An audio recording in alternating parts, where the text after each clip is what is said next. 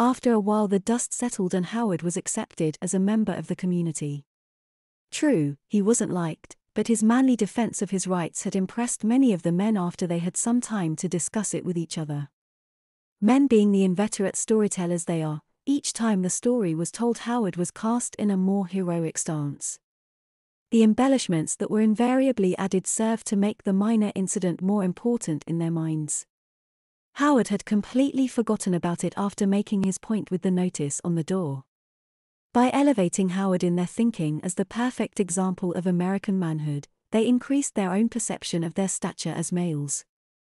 They liked their pseudo-remembered image of Howard standing in his family room with a loaded shotgun perched on his hip like John Wayne in True Grit and telling them in his gravelly voice it was time to leave. It made them feel like men because they had been dangerous enough as a group to invoke his manly response.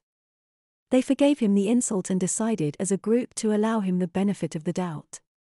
Of course, this was after their wives had branched several times over at Anita's house after the incident and they had been counseled by their wives about Howard's upbringing and personal problems.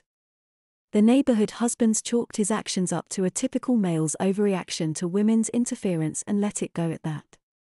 They had only gone over to his house because their wives had insisted they do something.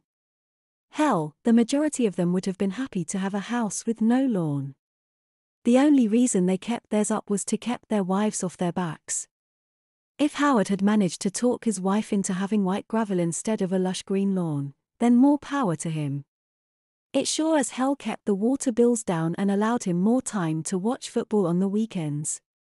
Howard wasn't worth the effort to stay mad at, and he hadn't really done anything wrong.